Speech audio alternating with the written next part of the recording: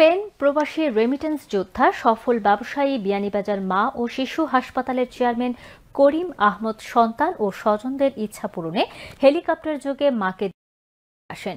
বিয়ানীবাজার উপজেলার তিলপাড়া ইউনিয়নের মাটিজোড়া মহাজন বাড়ির পাশের ঈদগাহ মাঠে তাকে বহনকারী হেলিকপ্টার অবতরণ করেন।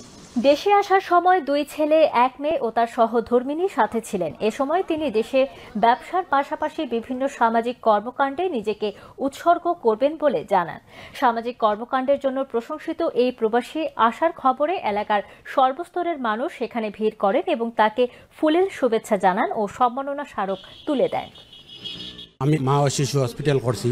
আমাদের মা ও শিশু হসপিটাল লাগে আপনারা সবাই দোয়া করবা। ইনশাল্লাহ যেভাবে চলে এইভাবে এগিয়ে যাইতো। আরো দেশবাসীর লাগিয়ে আরো কিছু কাজ করার লাগিয়া এবার উদ্দেশ্য নিয়ে আইছি, বড় একটা কাজ শুরু করি। আর কেন্দ্র নিয়ে আইছি এবার বেনিবাজার সন্তান হইয়া যেভাবে আমি সবসময় সহযোগিতা করি আর মানুষরে, এইভাবে আমি চেষ্টা করলাম আমার কেন্দ্র শিখাইয়া দিই। ইনশাল্লাহ তারাও এইভাবে সহযোগিতা করতো মানুষরে।